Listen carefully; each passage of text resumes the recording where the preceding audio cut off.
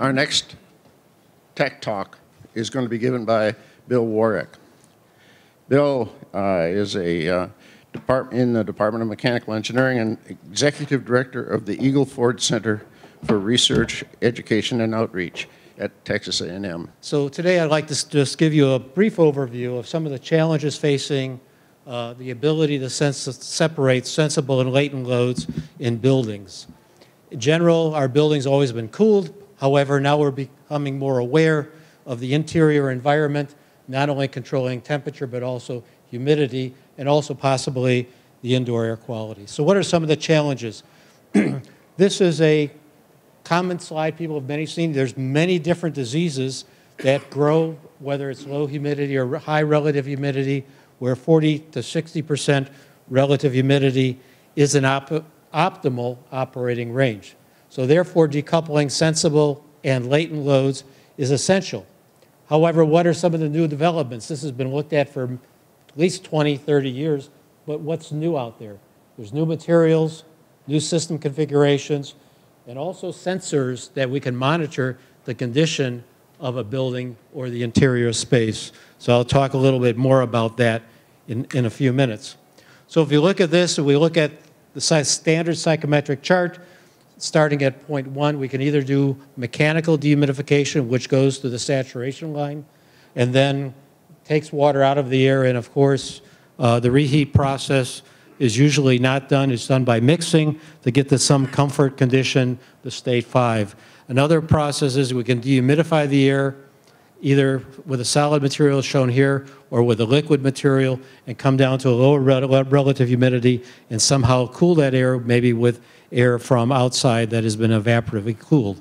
This has been well known, but what can we do in the future to change things, and what are the challenges? If we look at sorption wheels, what's the challenge here? The challenge here is to make something cheap. What was a good price point? Somewhere between 10 cents to 20 cents a CFM, or 5 cents to 10 cents a cubic meter per hour for just this device. That makes it competitive. Anything more expensive than that does not make this competitive with many other systems. However, it does give the ability to not only dehumidify the air, but also provide fresh air, which is mandated by ASTFE standard 62. So therefore, and also the designs. We have, you see on the left, corrugated channels. Some people, if you looked at hexagonal channels, there's really basically not much difference. We're getting somewhere around 6,000 square meters per cubic meter of heat and mass transfer surface in these devices. So we want a lot of surface, we want a small pressure drop. If you look at it, basically these type of systems, depending on the material, can be quantified into these 5 different classifications, which are called the Brumauer or the BET types. If you think of it, basically only 1 or 2 layers of molecules go down the surface. However, the bad thing is we do not want materials that at high pressures or high relative humidities have a large absorption, because this creates what is called deliquescence, or really the sorbent becomes partially liquid. A characteristic sorbent of that is lithium chloride, which is not used extensively in the industry. So if we look at what we've done in the past, here's where we've been. We've had molecular sieve, which is a very flat curve, which is very good for high temperatures. We look at silica gel, which is usually has a bigger uptake, up to 40%, maybe 35% of its own weight, which is good at lower temperatures. And we have activated carbon, which is not too good for water, but it's good for vapors or any odors and things like that. So this is where we have been.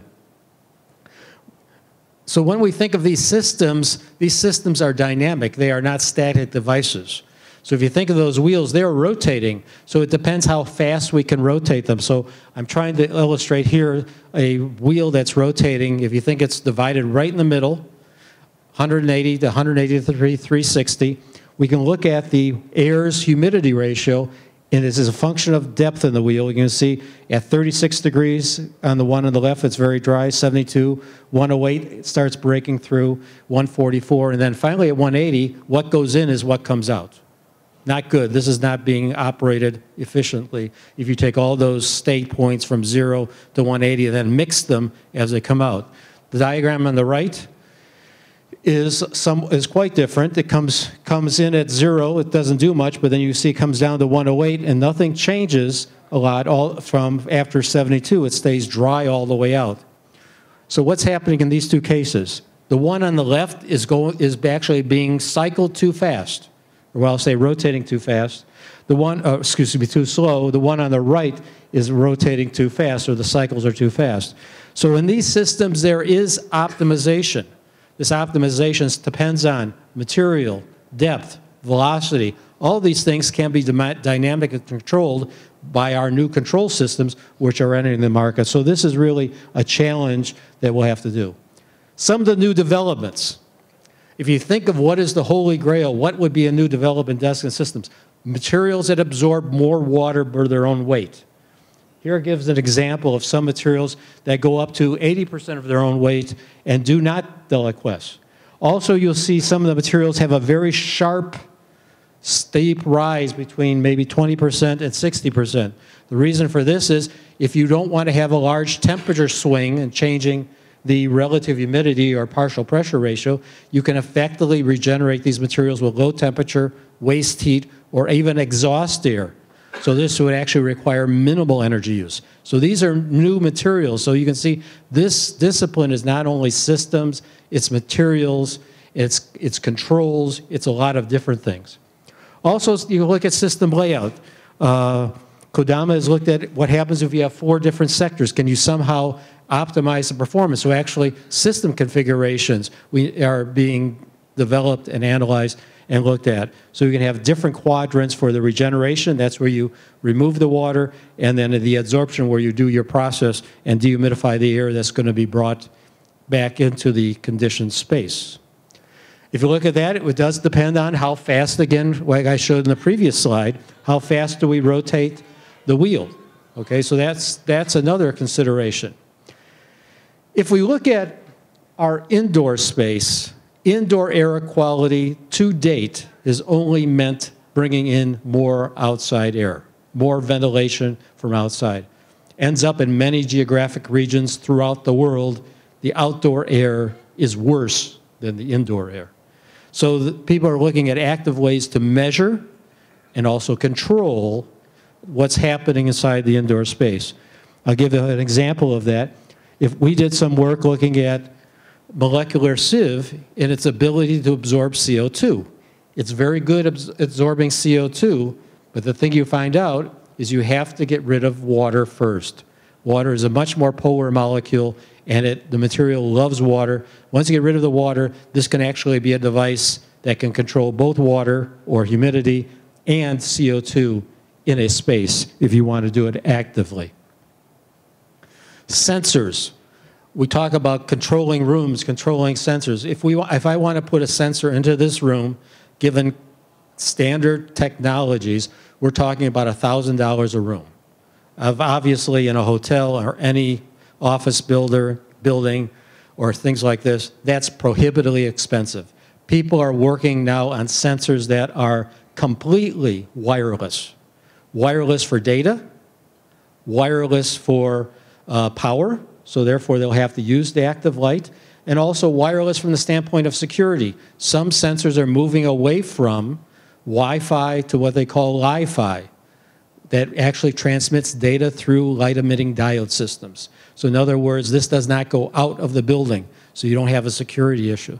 So this is the development that's just beginning in the fact to make sensors, maybe $100 to put in the room. All you have to do is put it in and sync it to the system, and that's it, instead of doing expensive wiring. Other types of systems that I've looked at that use sorption processes are closed cycle systems. Those systems basically, if you look at it, the top, the evaporator condenser, is just like your standard vapor compression system. However, the bottom two uses sorption to create a pumping effect that replaces the compressor. Challenge here is the material to use, the cycle time, and the temperatures, and how do you incorporate that material into the absorber. So there's a lot of material science on how to do heat exchange, because when you want to heat the material, you want to get the heat in. When the material absorbs, you want to get the heat out. And you also want to have as minimal amount of inert material that you have to continuously heat up and cool down. So this is a heat transfer and a material science issue. You can see some examples of some people that are working on that. I mentioned a little bit of liquid absorbance. There's some new liquid absorbance out there. Liquid absorbents are basically almost like solid absorbents. In other words, the liquid absorbs the water, then you have to heat it up to get rid of the water.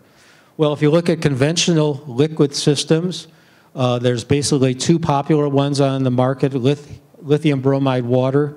In the lithium bromide water system, the water is the refrigerant, and then it has typically a COP thermal of 0.7. If you look at the ammonia water system, there the ammonia is the refrigerant, and you have about a COP of 0.5. That's typically used for refrigeration. Those type of systems look almost the same. On the left is our standard vapor compression. The right is the thermal compressor.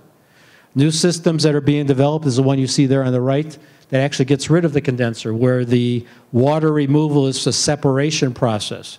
Due to the fact that you don't have to change phase, it means you're not limited to a COP less than 1. You can have a COP greater than 1, and we've actually done some work showing you can get a COP thermal of 2.4. Finally, non-ozone depleting refrigerants. Purity of ammonia in the system is very important that many people don't realize, even though that is an ancient refrigerant. So you have to have very high purities of ammonia if you want to get anything of the drawdown. And finally, my last slide shows some of the alternate refrigerants. So on some of those refrigerants will take a hit on COP and hit on capacity as compared to R410, which is sort of standard. However, the important thing with flammable refrigerants, there's only so much charge you can put in a room for flammable refrigerants. So that is an issue. Will we have enough capacity to cool a room given standards for fire codes and things like that? So this is sort of the status, and I'd like to thank you for your time and see if there's any questions.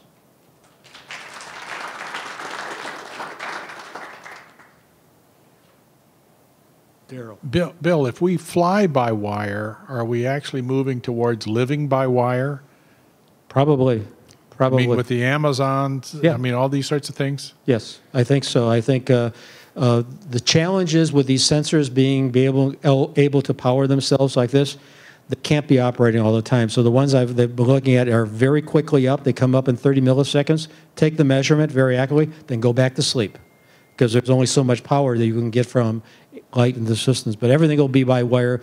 But what's really interesting is I think I learned about it 6 months ago is the Li-Fi, the fact that it's secure. So as soon as I heard that, military, because it does not go out of a facility. It's only by line of sight. So it will find any LED fixture that it's closest to and pair up with it.